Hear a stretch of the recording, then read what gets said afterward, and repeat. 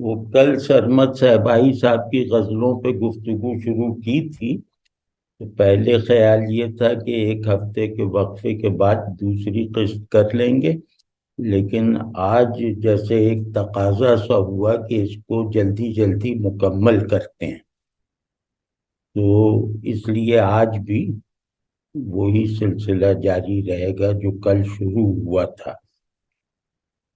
تو جیسا کہ میں نے عرض کیا کہ اگر سرمد صاحب کی شاعری کو کوئی عنوان دیا جا سکے، اس امید کے ساتھ کہ اس کا بیشتر کانٹینٹ بلحاظ اسلوب بھی اور باعتبار کیفیت بھی وہ کور ہو جائے، تو وہ عنوان ہے تقدیس بدن کا شاعر۔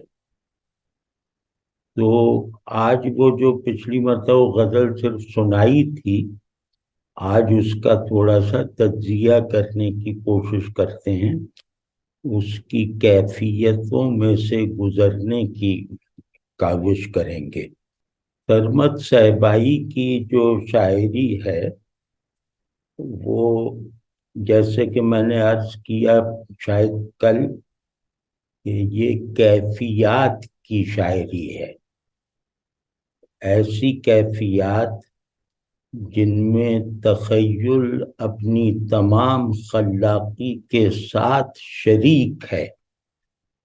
ایسے شعراء کم ہوتے ہیں جن کے یہاں کیفیت کی تشکیل میں تخیل یعنی امیجنیشن ان کا بہت ہاتھ ہوتا ہے، تو ان کے یہاں یہ دونوں چیزیں جیسے لازم و ملزوم ہیں۔ تو یہ بھی عرض کیا تھا کہ ان کے سارے اشعار معنی واقعات کی طرح ہیں، کیفیات اور واقعات اور تصویروں کی طرح ہیں، جن میں فکسٹی کا عنصر نہ کیفیت میں ہے نہ مفہوم میں ہے۔ تو اتنا زیادہ فکسٹی سے آزاد شاعر آج کل کم ملے گا۔ تو اب اس میں وہ غزل شروع کرتے ہیں۔ وہ غزل مطلب ہمیں بہت، یہ جو غزل ہم پڑھنے جا رہے ہیں، یہ غزل ہمیں بہت کچھ بتائے گی اور بعض گم شدہ ادراکات اور احساسات کو گویا بازیاب کروائے گی ہمارے اندر سے۔ کھلا ہے سینہ گل، ہے چراغ مشک بو عریاں، کوئی پہلو شب میں ہو رہا ہے ہو بہو عریاں۔ اب اس میں مطلب یہ بہت جیسے علامتوں اور استعاروں سے بھرا ہوا شعر ہے، اور اس میں یوں لگتا ہے کہ ہے، اور مطلب وہ جو ہے کے علاوہ ہر چیز ایک سمبولک ویلیو بھی رکھتی ہے۔ اور اس شعر میں ایک بہت بہت قیمتی بات جو ہے وہ یہ ہے کہ اس میں استعارے اور علامت کے درمیان پایا جانے والا بنیادی فرق دھندلا گیا ہے۔ تو وہ ابھی ہم دیکھتے ہیں کہ کیسے ہوا۔ تو اب اس کا جو پہلا مصرع ہے، کھلا ہے سینہ گل، ہے چراغ مشک بو عریاں، اس میں اس مصرے سے جو چیز یا اس پورے شعر سے جو کیفیت یا معنی برآمد ہو رہے ہیں، ہمارے اندر منتقل ہوتے ہوئے محسوس ہو رہے ہیں، وہ ہے سبلائم libido، سبلائم working and version of libido۔ تو یہ مطلب یہ اپنی جگہ ایک بڑا کارنامہ ہے، اس کو ہم آگے چل کے کھولیں گے کسی اور موقع پر۔ تو یہ گویا جبلت کی کو رفعت دی گئی ہے، یہاں جبلی کیفیات اور جبلی استعاروں اور معاملات کو روحانی اور قلبی کیفیات میں بدل جانے کا راستہ فراہم کر دیا گیا ہے. یہ معمولی بات نہیں ہے. تو یہ ہے کہ سبلائم لیبیڈو. پھر یہ کہ اسی مصرے کو اگر آپ دیکھیں تو یہ ایسا لگتا ہے کہ جسم، یعنی میرا جسم اور باہر موجود نیچر کا قانون، یہ ان دونوں کو متحد کر رہا ہے کہ نیچر کا جو ریپروڈکٹیو نظام ہے وہ میرے ہی جسم کے نمونے پر ہے. تو نیچر اپنی ٹھوس جو تولیدی سرگرمیاں ہیں ان میں میرے جسم سے مستعار ہے یا میرے جسم سے مناسبت رکھنے والا ایک قانون ہے ریپروڈکشن کا. اس کے علاوہ اسی سے جو دوسرا پہلو برآمد ہوتا ہے وہ یہ ہے کہ یہ فطرت کو، نیچر جو موجود نیچر ہے اس کو ہیومنائز کیا گیا ہے. اور یہ جو لوگ مطلب نیچر والی شاعری ورڈسورتھ وغیرہ کی جو پڑھنے کے کا مطلب تجربہ رکھتے ہیں، تربیت رکھتے ہیں، وہ اس بات کی اہمیت انشاءاللہ سمجھتے ہیں کہ فطرت کی ہیومنائزیشن کا کیا مطلب ہے. فطرت جس میں محض ہے، اس میں انسان کی جسمانیت سے اشتراک ایک شعور کا ایلیمنٹ بھی پیدا کر دیتا ہے. تو اس کو کہتے ہیں فطرت کی ہیومنائزیشن.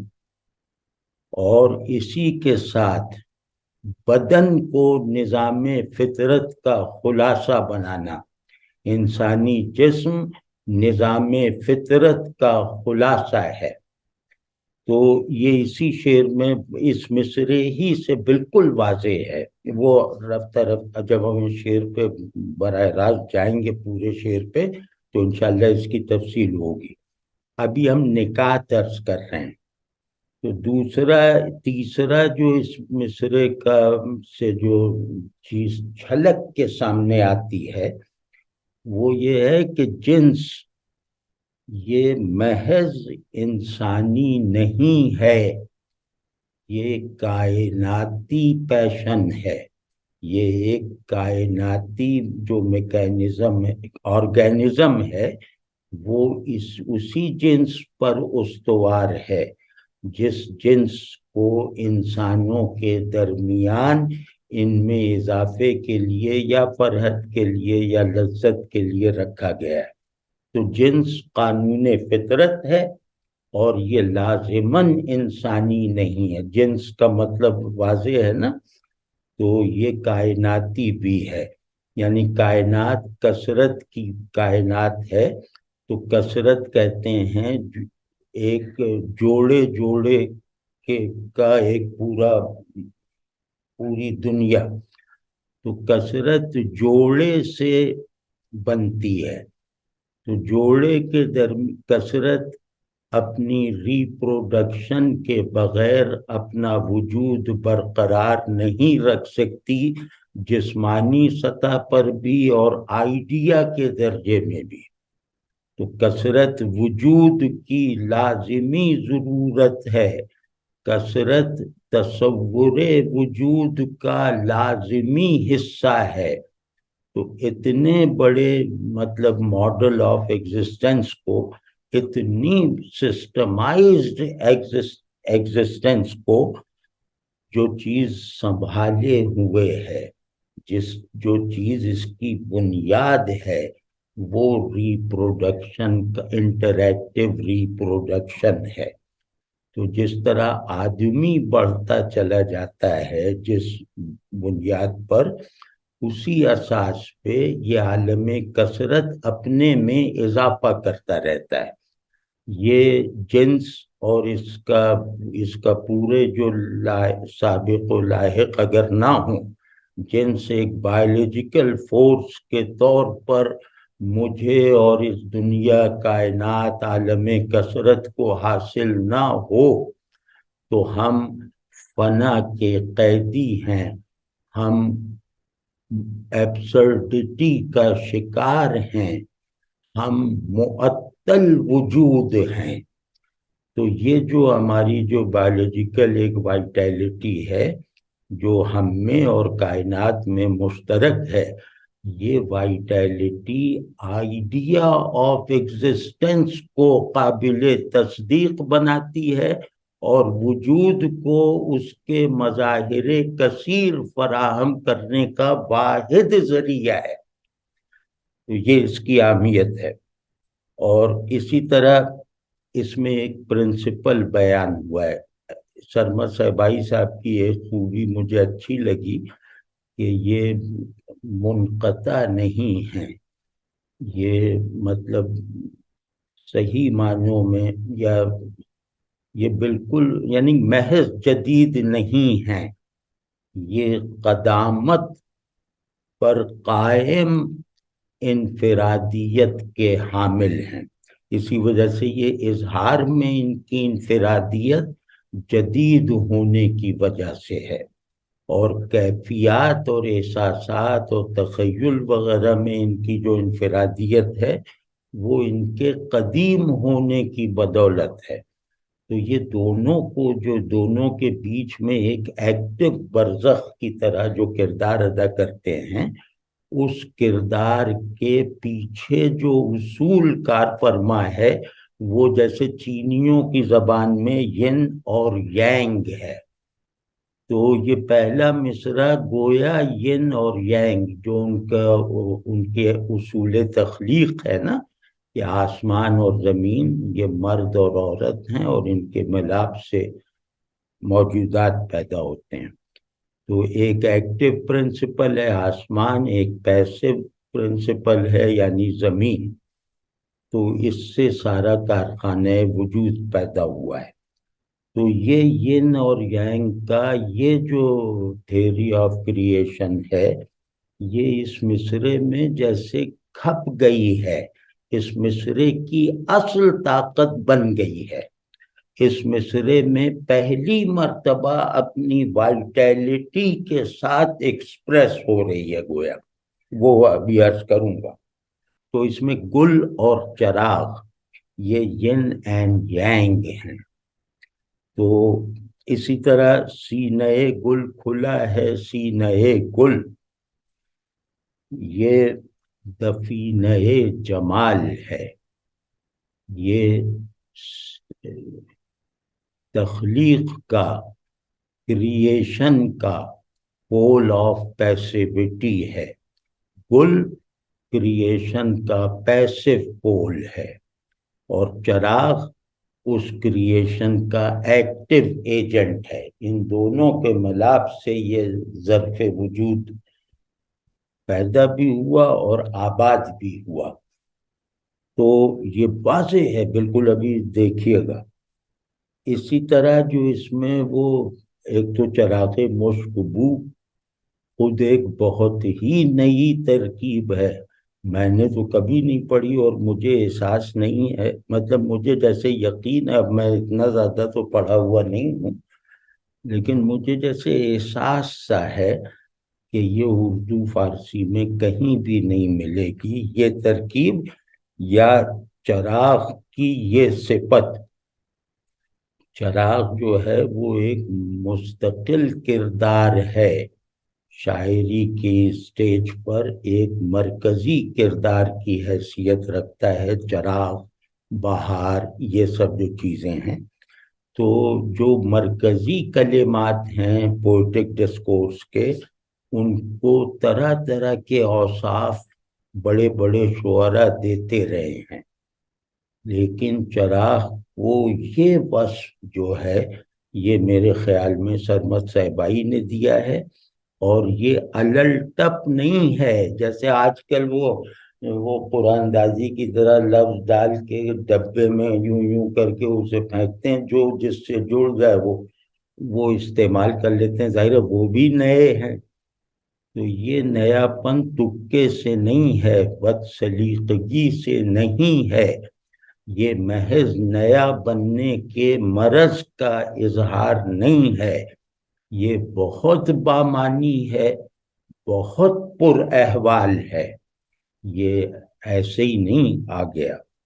تو ابھی اس کو انشاءاللہ یہ سب چیزیں دیکھیں گے، ابھی ان کی ندرت پہ اور ان کا جو معنوی جوہر ہے نا، عناصر، ان کو جیسے ان کو بیان کر رہے ہیں۔ پھر اسی مصرے میں یہی چراغ مشبوریاں، اس کا کیا مطلب ہوا؟ ابھی چراغ مشبو ہم نہ کھولیں تو بھی یہ بتا رہا ہے کہ چراغ اپنی حقیقت کے ساتھ پہلی مرتبہ ظاہر ہے، کیونکہ چراغ کو یہ وصف کبھی نہیں ملا تھا مشبوئی کا، تو یہ وصف حاصل ہونے سے چراغ اپنے چھپاؤ میں سے نکل کر جیسے پہلی مرتبہ ظاہر ہوا ہے۔ یہ چراغ پہلے کبھی ظہور میں نہیں آیا تھا۔ تو اب جو چیز دوسروں کو ظاہر کرنے کے لیے ہے، اس کو انہوں نے خود اس کے ایک عجز اظہار کو ختم کیا ہے، بڑی بات ہے۔ تو اسی طرح یہ جو چراغ مشبوعیاں جو ہے، یہ چراغ کی انتہائی صورت، یعنی جو اپنی حقیقت سے لفظی امتیاز تو رکھتی ہے، یعنی لفظ چراغ اور حقیقت چراغ، ان میں لفظی امتیاز اور دوئی تو ہے، لیکن وجودی دوئی نہیں ہے، وجودی وحدت کے ساتھ لفظی دوئی ہے۔ اب یہ اتنا بڑا کارنامہ ہے، اگر ہم کسی بڑے ڈسکورس میں رکھ کر دیکھیں کہ کثرت کو پوری اٹھان کے ساتھ برقرار رکھتے ہوئے اسے وحدت سے منسوب ہونے کے لائق بنائے رکھنا، یہ ہیومن پرسیپشن کی سب سے بڑی صلاحیتوں میں سے ایک صلاحیت ہے۔ تو جو شخص پرسیپشن کے ایک اصول کو کیفیت اور احساس میں لا کر ایک تجربے کے طور پہ بیان کرنے کی قدرت رکھتا ہے، تو اس کے شاعر، جینوین شاعر ہونے میں ظاہر ہے کہ شبہ کی کوئی گنجائش نہیں رہتی۔ تو اسی طرح اس شعر کا جو دوسرا مصرع ہے، کوئی پہلو شب میں ہو رہا ہے ہو بہو عریاں، تو اب یہاں جو کوئی ہے، کوئی پہلو شب میں، یہ کوئی کو ذرا سا فوکس کر کے دیکھیں، اس کو سمجھنے کے لیے نہیں، اس کو ڈھونڈنے کے لیے، کہ میں اس کوئی کو ذرا ڈھونڈوں تو صحیح، ذرا دیکھوں تو صحیح، یا پانے کی کوشش کروں، یا اسے نہ پا سکنے کا تجربہ حاصل کروں۔ یہ کوئی اس طرح کا ایک چیلنج بن کے ہمارے سامنے آتا ہے۔ تو یہ آپ کو آخر میں، یعنی ساری تگ و دو کے بعد، کہ آپ اسے نہ دیکھ سکنے میں بھی اگر ہوئے تو وہ بھی کامیابی ہے، اسے دیکھنا بھی کامیابی، اسے نہ دیکھ سکنا بھی بامرادی ہے۔ تو یہ ایسا ایک عجیب سا کوئی ہے نا، کہ جس کو پانا اور نہ پانا یکساں درجے کی کامیابی ہو، یہ معلوم سے زیادہ معلوم ہے۔ یہ کوئی جو ہے نا، یہ اس کی غرابت، اس کی اجنبیت، اس کے پوشیدہ پن کو غور سے دریافت ہوتا ہے۔ پہلی ریڈنگ، سرسری ریڈنگ میں یہ کوئی ایک جیسے نکیرہ سا ہے، تو لیکن یہ نکیرہ نہیں ہے، یہ نکیرہ ہونے کی حالت میں رہتے ہوئے معرفہ بننے کی انتہا پر ہے۔ یہ لفظ پر بڑی قدرت کی بات ہے۔ تو اب یہ کوئی جو ہے یہ معلوم سے زیادہ معلوم ہے، اور اس کے ساتھ ساتھ نامعلوم سے زیادہ نامعلوم ہے۔ اس جملے کو بس محسوس کرنے کی کوشش کرے کہ میرا اندیکھا دیکھے ہوئے سے زیادہ دیکھا ہے، میرا دیکھا ہوا میرے اندیکھے سے زیادہ چھپا ہوا ہے۔ ان پیراڈاکسیکل کیفیات میں رہے بغیر ہم اپنی موجودہ آدمیت کا دفاع نہیں کر پائیں گے۔ ہم آدمی بننے میں ناکام چلے آ رہے ہیں، اور اسی ناکامی میں اپنے خاتمے تک رہیں گے اگر یہ سب ہم نے اپنے لیے مقاصد کی حیثیت سے جو ہے وہ طے نہ کیے۔ تو اب اس کا دوسرا مصرع جو ہے، جیسے کوئی کا کہا کہ یہ پھر دوسرے پہلو سے یہ کوئی جو ہے نا، کیونکہ یہ پہلو شب میں ہے، تو یہ کوئی فطرت کا، حقیقت کا نسائی آرڈر ہے، نسائی ورژن ہے، اینٹیفائڈ آئیڈیا آف فیمینٹی ہے۔ یعنی وہ چینی اصول پہ اس کو رکھیے، یہ کوئی وہ ہے۔ تو اب پہلو شب یہ بھی بڑا نیا ہے، یعنی کہ شاعر کی قدرت جو ہے نا وہ اپنا نیکڈ اظہار نہیں کرتی، وہ تو استادانہ کلام الگ ہوتا ہے۔ بالکل عام سا لفظ معلوم ہو، عام سی ترکیب محسوس ہو، اور وہ نئی ہو، یعنی اس کا نیا پن اس کا کوالیفائڈ ریڈر ہی دریافت کر سکتا ہے۔ عام قاری اور شاعری کا ایوریج ذوق اور فہم رکھنے والا اس سے مانوس حالت میں گزر جاتا ہے۔ تو یہ پہلو شب اسی طرح کی ایک ترکیب ہے۔ پہلو شب رات کا پہلو، رات کے برابر، یہ مطلب میں نے نہیں دیکھا۔ اور پھر یہ مفہوم بننے سے بھی منکر ہے۔ اسے صرف محسوس کیا جا سکتا ہے، اسے دیکھنے کی، اس میں جھانکنے کی کوشش کی جا سکتی ہے، لیکن اگر میں کہوں کہ بھئی یہ جو ہم لفظوں کا صحیح استعمال اس کی ایک میڈیوکر روایت ہے، تو اس کی روشنی میں اگر ہم یہ دیکھنا چاہیں، ہم یہ سمجھنا چاہیں کہ پہلو شب سے مراد کیا ہے، اس کا مفہوم کیا ہے، تو یہ اناڑی پن ہے، یہ اس کی ندرت کی ناقدری ہے، کیونکہ دیکھے ہوئے کو سمجھے جانے سے بلند کر دینا یہ بڑے پینٹر، بڑے شاعر کا کام ہوا کرتا ہے۔ تو اب آپ دیکھیں کہ بالکل عام سے لفظ، بالکل عام سی دکھائی دینے والی ترکیب سے انہوں نے کتنی بڑی چیز برآمد کر کے دکھائی ہے۔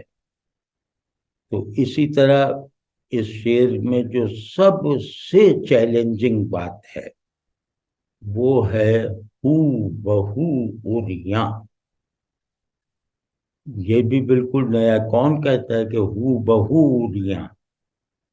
تو وہ تو یہ کہ سرتاپا عریاں، بالکل عریاں، لیکن ہو بہو عریاں یہ کیا چیز ہے؟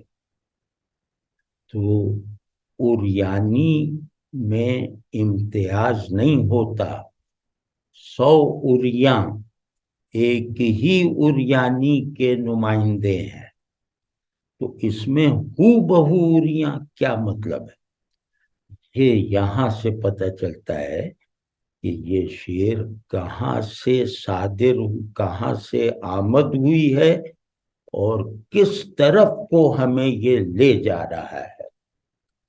تو اب اس کو میں عرض کرتا ہوں کہ ہو بہو کہا جاتا ہے کہ ایک اصول جو جانا ہوا ہے، مانا ہوا ہے اور دیکھا ہوا ہے، ایک مطلق اصول، تو اس اصول سے مطابقت رکھنے کی جو رکھنے کا دعویٰ رکھنے والی جو فارمز ہیں، ان کو جب ہم تنقیدی نظر سے دیکھتے ہیں کہ کون ہے جو اس پرماننٹ اور ایبسلیوٹ پرنسپل سے پوری طرح مشابہت اور مطابقت رکھتا ہے، تو جو بھی فارم اپنے اس ایسنس سے پوری طرح مطابقت رکھتی ہوگی اسے ہم کہیں گے کہ یہ ہو بہو اصول ہے، یہ جز ہو بہو کل ہے، یا ہو بہو یہ جز کے آئیڈیا کے مطابق ہے۔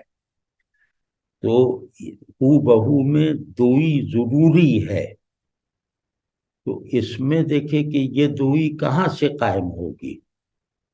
ہو بہو این اسی طرح، ہو بہو این اسی طرح، این اسی کی طرح، یہ ہے اس کا مطلب۔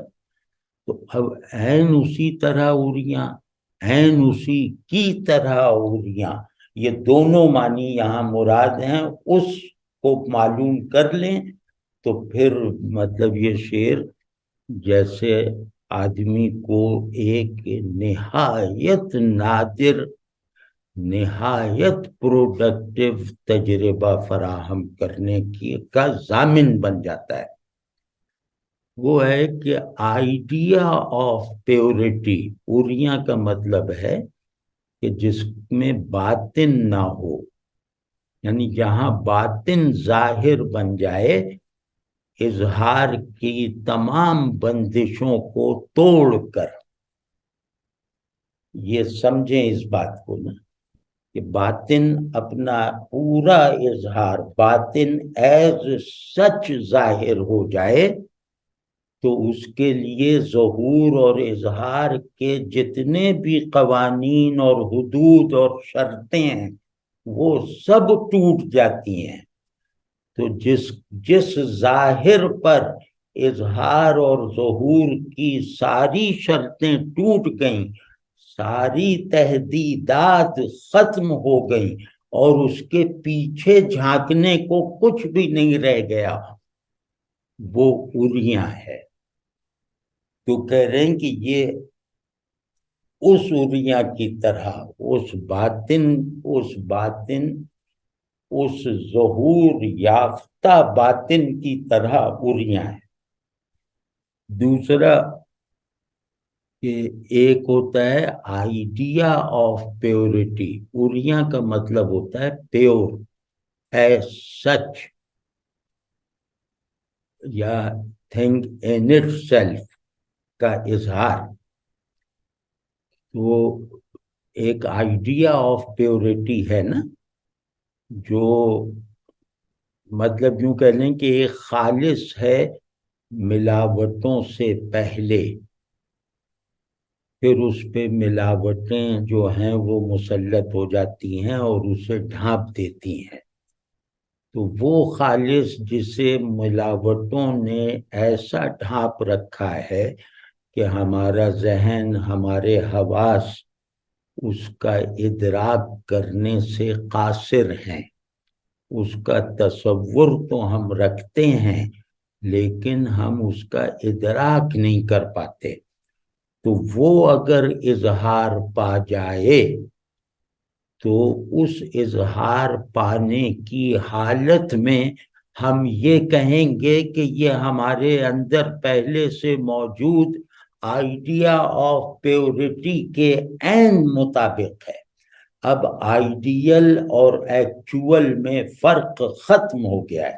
تو جہاں بھی آئیڈیا اور مینیفیسٹیشن، جہاں بھی ریئل اور فارم، ریئلٹی اور فارم، جہاں بھی ان کا فرق فارم سے مانوس پرسیپشن کے لیے ختم ہو جائے اس سطح کو عریانی کہتے ہیں، کہ عریاں ایز سچ ظاہر. تو یہ ہے ہو بہو عریاں، یہ فارم عریانی کے آئیڈیا کا عین ہے، اس سے آئیڈینٹیکل ہے. ہو بہو کا مطلب ہے عین، آئیڈینٹیکل، کوئی دوئی وجودی نہیں ہے ان معنوں میں. اب یہ فارم عریانی کا مظہر ہے، یعنی اخلاص، پیورٹی کا مظہر ہے، ملاوٹوں سے گندھی ہوئی صورت نہیں رہ گئی.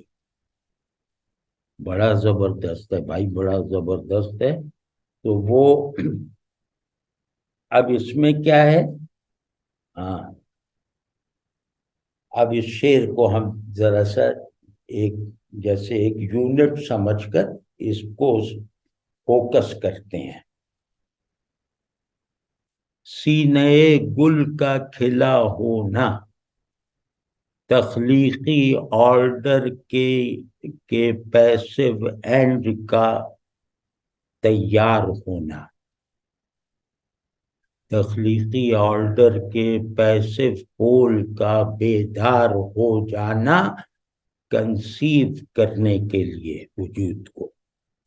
اور چراغ مشکبو، جس کو میں نے کہا کہ یہ ایکٹیو ایجنٹ ہے تخلیق کا، اس میں بڑی رعایتیں ہیں لفظوں میں، اور یہ میں پھر کہہ رہا ہوں کہ یہ ایسے ہی مطلب ایسے ہی نہیں آ گیا. مشک یعنی چراغ کو مشک سے مناسبت دے رہے ہیں، مشک اور مشک بوئی کو اس کا وصف بتا رہے ہیں.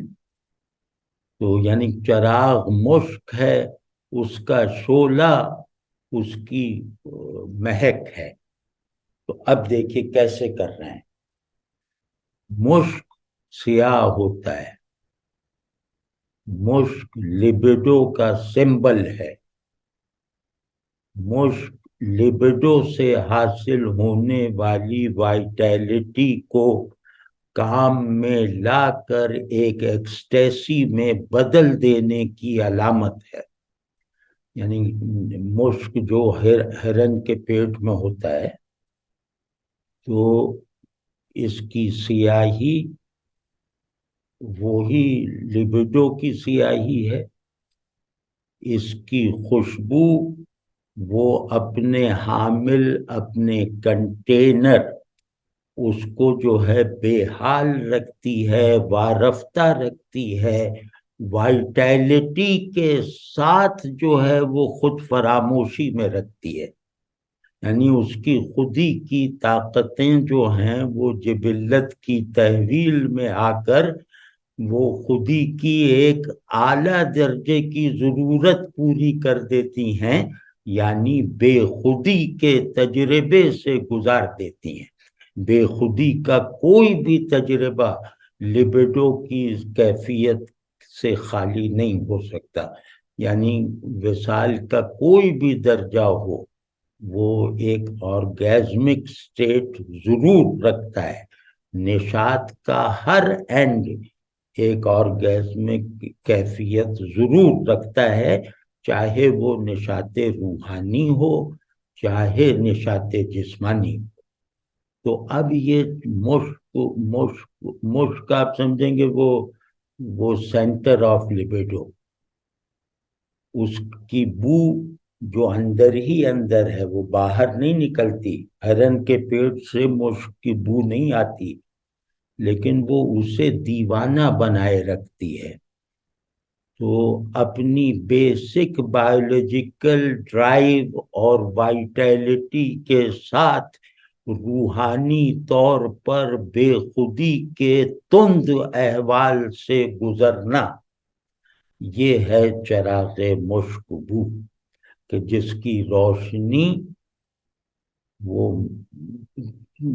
جس کا خمیر مشک ہے، اور جس کا شعلہ اس مشک سے پیدا ہونے والا ایک ایسا پیشن جو بایو سینٹرک ہے اور بایو سینٹرک ہوتے ہوئے اسپریچول ہے. تو یہ بڑی بات ہے.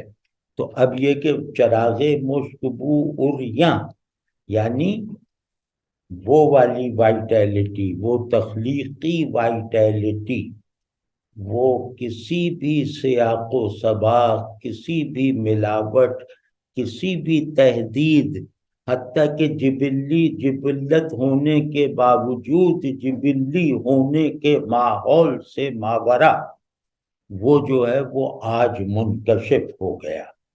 یعنی لیبیڈو نے اپنی حقیقت کو اس کے میٹافزیکل سیاق و سباق اور اس کی اسپریچول نشاتیہ کیفیات کے ساتھ اظہار دے دیا. تو چراغ کیا ہے کہ اس کے شعلے میں حرارت ہے، وہ حرارت جو اگر روح تک نہ پہنچے تو روح مر جائے گی، اور اس میں وہ روشنی ہے جو روشنی ذہن تک اگر نہ پہنچے تو میں کیا ہوں کا جواب میسر نہیں آ سکتا. تو اس چراغ کی دیوانگی، اس چراغ کے جو وہ کیا نام ہے سیلاب جذب ہے، اس کا جو طغیان مجذوبی ہے، وہ مجھے آج پہلی مرتبہ بلا کسی آمیزش کے دکھائی دیا، یا وہ بلا آمیزش کے خود کو ظاہر کیے ہوئے ہے، کسی سے بھی پرسونیفائی ہوئے بغیر.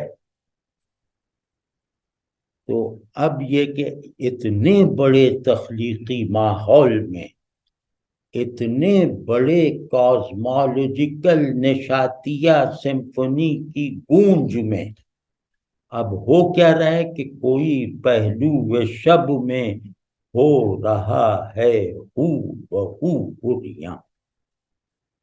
اب آپ وہ کوئی جو میں نے عرض کیا تھا کہ وہ کوئی جو وجود کی یعنی تخلیق وجود کی کہ ایکٹیو منہج اور پیسیو پرنسپل دونوں کو چلاتا ہے، دونوں سے ماورائی کی حالت میں.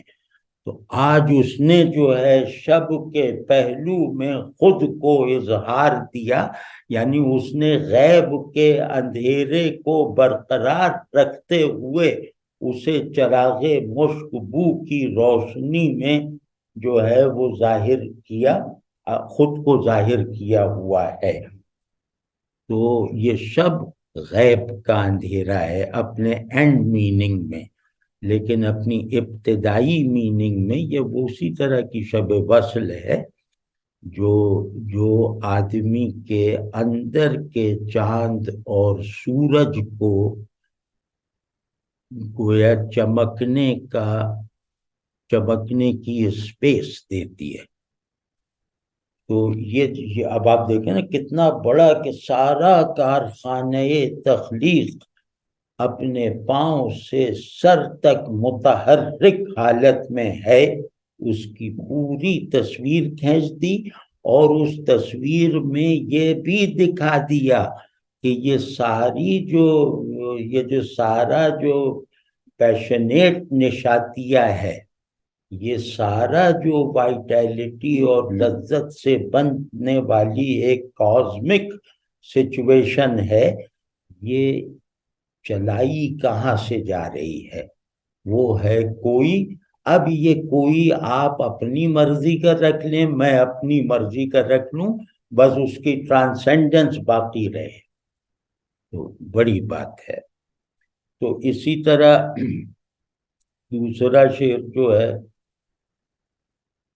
اس میں ہو سکتا ہے بعض جگہوں پہ اتنے تجزیے کی ضرورت نہ ہو، لیکن اس میں بھی کوئی نہ کوئی حسن ایسا ہے جس کی نشاندہی ضروری ہے، اس لیے میں یہ تمام شعر اس غزل کے پڑھ رہا ہوں. تو کلی کے نرم تالو میں کوئی نقش دمیدہ ہے، کلی کے نرم تالو میں کوئی نقش دمیدہ ہے، حجاب نیم وا میں ہے کوئی شوق نمو عریاں۔ تو یہ شعر مطلب پہلے شعر کی طرح چست اور بڑے پیشن اور بڑے تخیل کا آمیزہ تو نہیں ہے، لیکن یہ کہ یہ بہت کثیر المعانی ہے، کثیر الجہات ہے، فکسٹی سے پاک ہے، اور اس کا جو اصل حسن ہے وہ ہے کہ یہ احساساتی تضاد اور تنوع کو اپنے اندر سموئے ہوئے۔ تو جو لوگ احساسات کو اور کیفیات وغیرہ کی شاعری میں اہمیت اور حیثیت اور معنویت جانتے ہیں، وہ سمجھ سکتے ہیں ظاہر ہے کہ یہ کتنا بڑا وصف ہے کہ آپ متضاد احساسات کو ان کے تضاد کے ساتھ، ان کے تضاد کو مدھم کیے بغیر ان کو ایک ویرائٹی کے یونٹس میں بدل کے دکھاتے، یعنی تضاد کو تضاد رکھتے ہوئے تنوع بنا کے دکھا دیا۔ یہ بڑی بات ہے، اور احساسات میں یہ خیالات اور افکار میں ہو تو چلو سمجھ میں آتی ہے، لیکن احساسات میں ایسا کر دکھانا کہ آدمی ادھر ٹھنڈک محسوس کر رہا ہے تو ٹھنڈک ہی میں کوئی نقطہ جو ہے وہ حرارت کا بن جاتا ہے، تو حرارت کی طرف متوجہ ہوتا ہے تو وہ حرارت جو ہے وہ نمی بن جاتی ہے۔ اس طرح چل رہا ہے یہ شعر۔ تو اب اس میں دیکھیے کہ کلی کا نرم تالو، یہ بھی عجیب ہے، مطلب کلی کا نرم تالو میں نے تو نہیں پڑھا کبھی، یعنی کلی کا منہ کھل رہا ہے، اس کا تالو کیونکہ وہ ابھی بننے کے مرحلے میں ہے، تو وہ پھول بننے کے مرحلے میں ابھی اس کا منہ کھلنا شروع ہوا ہے، اس کا تالو ابھی نرم ہے، اور اس نرم تالو، اس کے نرم اور گداز باطن کے دروازے پر ایک نقش دمیدہ بنا ہوا ہے۔ اب یہ نقش دمیدہ بھی بالکل نئی ترکیب ہے، اور مطلب دمیدہ کہتے ہیں پھول، دمیدن پھولنا، کھلنا، نمو پانا، یہ دمیدن جو مصدر ہے اس کا یہ مطلب ہے۔ اور یا ابھر آنا، کسی چیز میں سے کوئی چیز ابھر آئے تو اسے بھی، اس عمل کو بھی دمیدن کہتے ہیں۔ تو اب کلی کے نرم تال اور نقش دمیدہ، یہ تو ایسا ہے کہ جیسے کوئی نقش بنایا جا رہا ہے، کوئی نقش ہے جس کے بننے کی حرکت بھی دکھائی دے رہی ہے، وہ متحرک نقش ہے۔ تو یہ جو ہے بہت خوبصورت تصویر بنتی ہے کہ کلی میں جھانک کے دیکھو تو اس کے تالو میں، یعنی جتنا اس کا باطن فی الحال دکھائی دے رہا ہے، اس باطن کے دروازے پر کوئی نقش دمیدہ جو ہے وہ بنتا ہوا دکھائی دے رہا ہے۔ یہ نقش دمیدہ جب بننے کا عمل پورا کر لے گا تو کلی اپنی منزل وجود تک پہنچ جائے گی۔ تو اب یہ نرم تالو کیا ہے؟ اب دیکھیں نرم تالو کو کیسا انہوں نے ایک لفظی رعایت دی ہے۔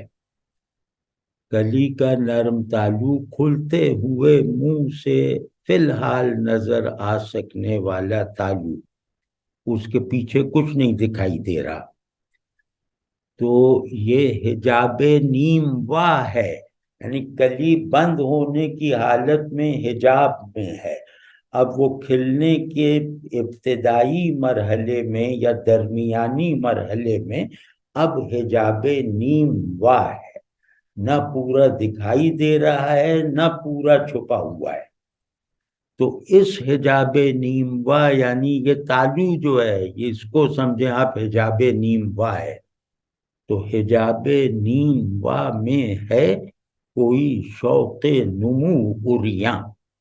تو یہ جو اس کے کھلنے کا عمل ہے یہ اس کا شوق نمو ہے، لیکن ہم نمو کو جو ہے وہ ایک عام سے قانون شگفتن کے تابع رکھنے کے عادی ہیں، وہ سب باٹنی وغیرہ پڑھ کے، تو ہم اس کیفیت کو یا اس پورے نظام نمو کو سمجھ نہیں سکتے جس کے پیچھے نمو پانے والوں کی خواہش کا زور دکھائی دے۔ نمو وہی پاتا ہے جو خواہش نمو ہوتا ہے۔ تو اب یہ بڑی زبردست مطلب ایک نیا مفہوم بھی ہے، نیا مضمون بھی ہے، اور بہار اور شگفتن اور دمیدن وغیرہ کی ایک نئی تعبیر بھی ہے۔ پھر کلی اور بہار کا پورا جو خانوادہ ہے اس کو نئے زاویے سے دیکھنے کی کھڑکی بھی ہے اسی میں چھپی ہوئی۔ تو غرض اور حجاب نیم وا اور عریاں میں تضاد کی نسبت ہے، یہ استادانہ بات ہے۔ تو بہرحال یہ اس میں ہے۔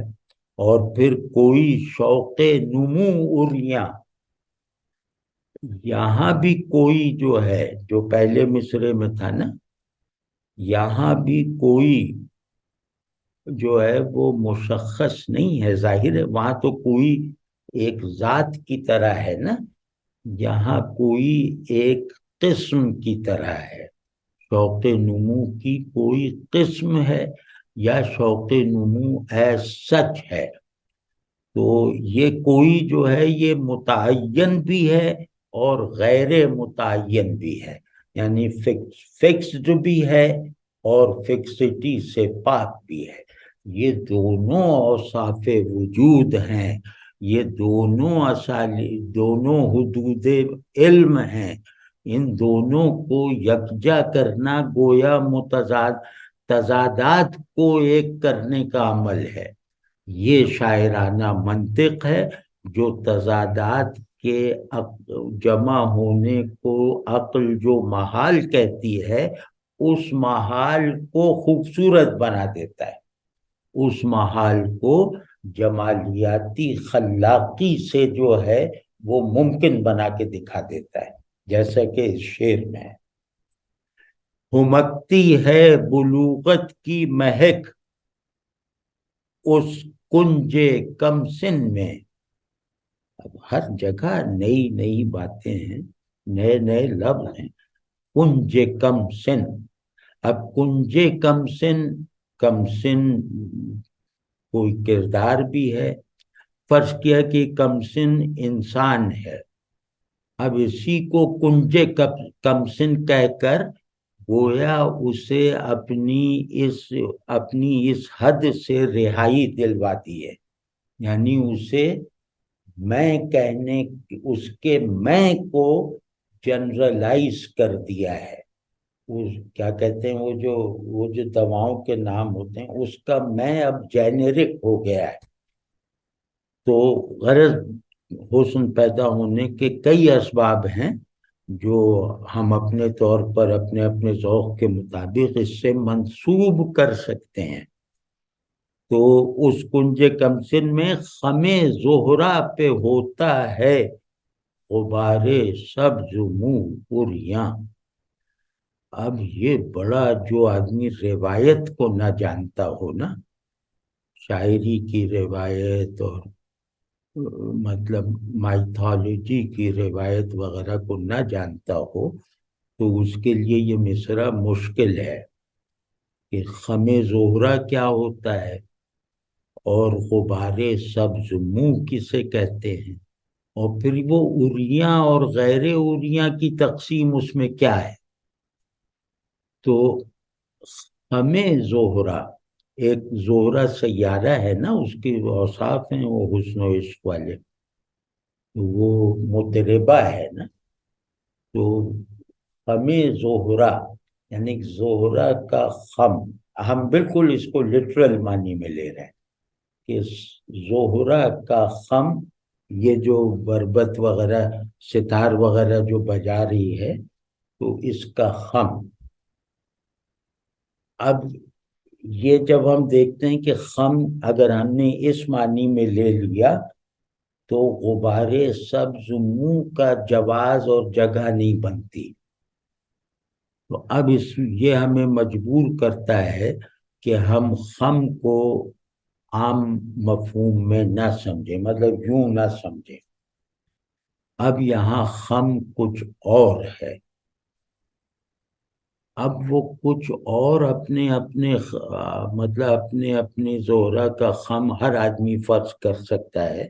تو اس کا مطلب یہ کہ زہرہ میں جب لڑکپن سے کم سنی سے جو ہے وہ بلوغت آئی، کم سنی سے بالغ ہونے کی حرکت نے اسے جھکا دیا، اور اس جھکے ہوئے مطلب اس جھکاؤ میں جو ہے وہ اس کے رخسار پہ جو ہے وہ کیا نام ہے خط نمودار ہو گیا.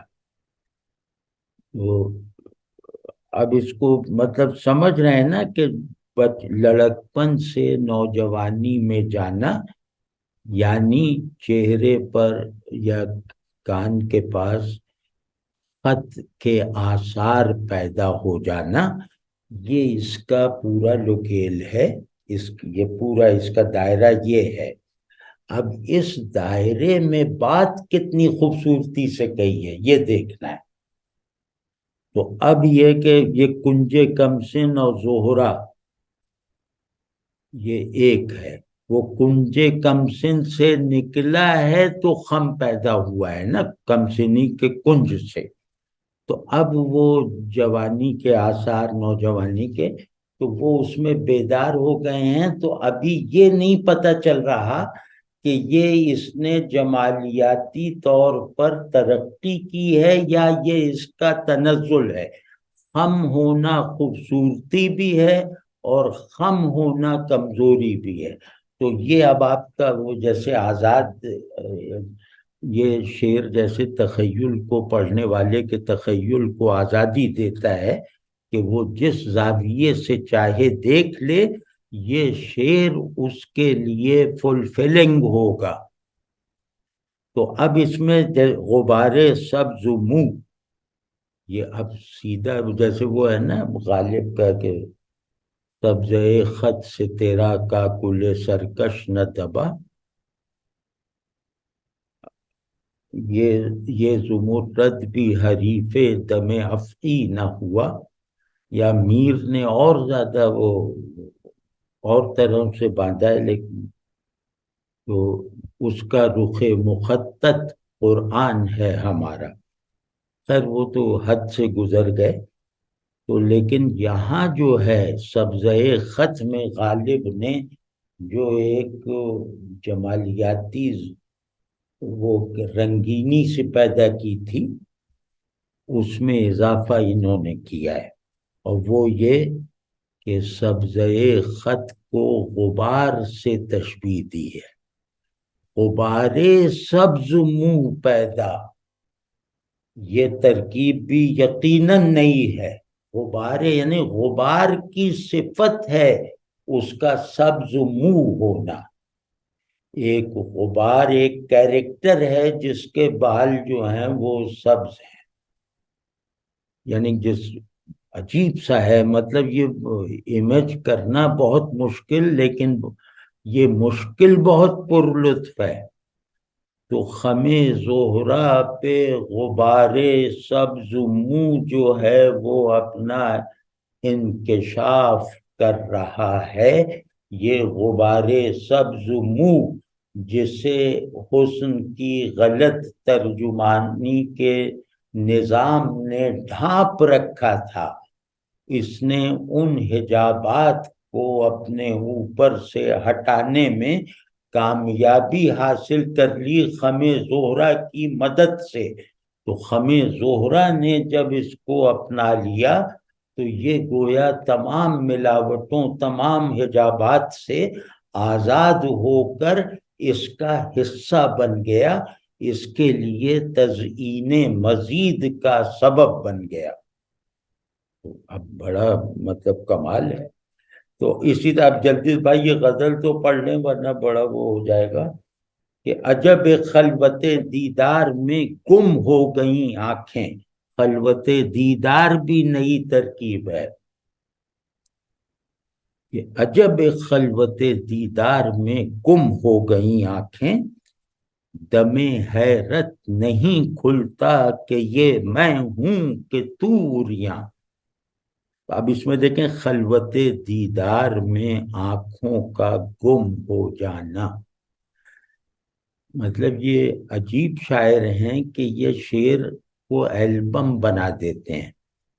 تو وہ جیسے ایک تصویر نہیں ہوتی، وہ البم کی طرح ہوتا ہے، جیسے البم خود کو پلٹتے جا رہا ہے۔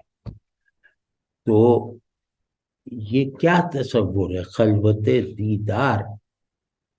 یعنی جب دیکھنے اور دیکھے جانے والوں میں دوئی ختم ہو جائے تو آنکھیں بے جواز ہو جاتی ہیں، آنکھیں اپنا کام بھول جاتی ہیں، یہ مطلب ہے اس کا۔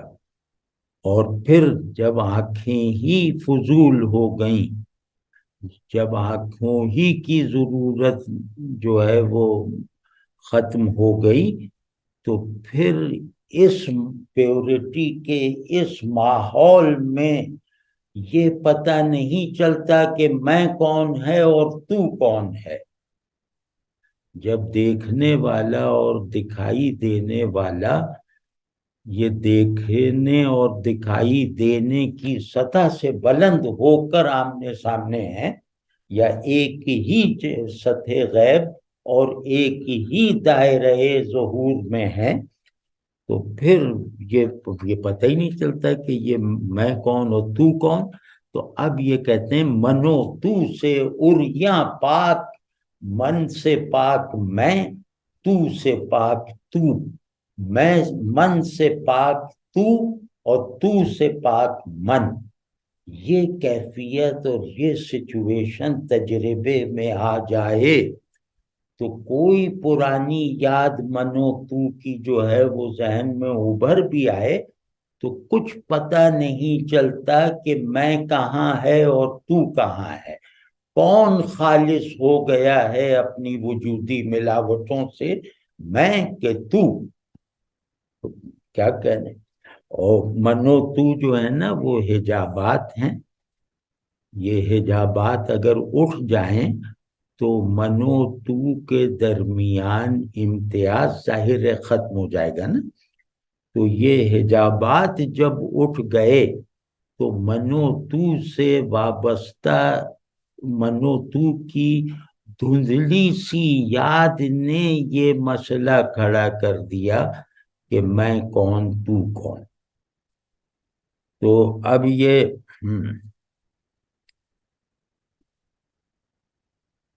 اسی چشمے فسوں سے جسم و جاں کی رت بدلتی ہے، بس ایک شعر ہے، اسی چشمے فسوں سے جسم و جاں کی رت بدلتی ہے، کف دست حنا میں ہے گلے صد آرزو عریاں۔ اب جیسے میں نے پیچھے عرض کیا تھا کہ چشمے فسوں عجیب سا ہے، تو اور یہ قاعدے کے مطابق ٹھیک ترکیب نہیں ہے، لیکن اس کے باوجود اس کا حسن جو ہے وہ اس کے خلاف قاعدہ ہونے کو ناقابل التفات بنا دیتا ہے۔ تو اسی چشمے فسوں سے جسم و جاں کی رت بدلتی ہے، یعنی ایک افسوں ہے، ایک افسوں ہے جو لذتوں سے، نشاط سے، وفور سے، جذب و مستی سے بھرا ہوا ہے، اور وہ کہیں سے آ اور کہیں جا نہیں رہا، بلکہ سب چیزیں اس گرد باد نشاط میں گویا چکرائے جا رہی ہیں۔ تو اسی میں جسم و جاں کی جیسے رت بدل گئی، موسم بدل گیا، یعنی جسم و جاں کی تمام تحدیدات ٹوٹ گئیں، اور جسم و جاں کے کو ابدیت دینے والا موسم نصیب ہو گیا اس گرد باد طلسمات سے۔ تو اب اس میں ہے کہ یہ لگ رہا ہے، مطلب اب یہ کیفیت جو مجھے میسر آئی ہے، اس کیفیت میں بس ایک ہی چیز دکھائی دے رہی ہے، اور وہ ہے کف دست حنا میں ہے، یعنی حنائی مہندی لگے ہاتھوں کی ہتھیلی پر گل صد آرزو عریاں ہے۔ اب تصویر کی طرح بد لذت لیں اس سے، اور لیکن معنی اس کا جو ہے وہ یہ ہے کہ غیر غیر افسونی پرسیپشن میں دست حنائی چراغ آرزو نہیں پکڑتا، محبوب کو آرزو نہیں ہے، لیکن یہ جو ایک نئی کنڈیشن پیدا ہو گئی ہے، اس میں آرزو محبوب کی ذمہ داری بن گئی ہے کہ وہ اس آرزو کو اپنا کر عاشق کے نظام آرزو کو بدل دے۔ تو اس میں ہے کہ کف دست حنا میں ہے گل صد آرزو عریاں۔ اس کا ایک مطلب یہ ہے کہ سینکڑوں نئی آرزوؤں، نئی مرادوں کا جمع ہو کر پوری، جیسے وہ فلاورنگ کا عمل اب شروع ہوا ہے، تو نئے امکانات، نئی آرزویں، جمال کے نئے پرسیپشن، وجود کے نئے نشاتیہ احوال، ان سب کا خلاصہ گل صد آرزو، یعنی یہ سب آرزویں فلاور ہو رہی ہیں اس ہاتھ میں جو ہاتھ جمال کا ہاتھ ہے، محبوب کا ہاتھ ہے، کیونکہ چیزیں محبوب کے حوالے سے مل کر دوام پیدا کرتی ہیں۔ تو اب جو آرزویں اس نئے نظام میں پیدا ہو رہی ہیں، وہ آرزویں پوری ہونے کی متمنی نہیں ہیں، یعنی ان آرزوؤں کا کوئی مقصود ان سے باہر نہیں ہے کف دست حنا میں ہونے کی وجہ سے۔ تو بھائی یہ تو سارا مضمون، ساری کیفیت اور پوری روایت کو ایک آدمی بدل رہا ہے نا، کیفیات کی روایت کو، لفظ کی روایت کو، تصویر بننے کی روایت کو، تو اب اور کیا کیا تعریف کریں۔ تو آج اتنا ہو گیا، اب جو ہے وہ اگلی مرتبہ پھر اور دیکھیں گے انشاءاللہ۔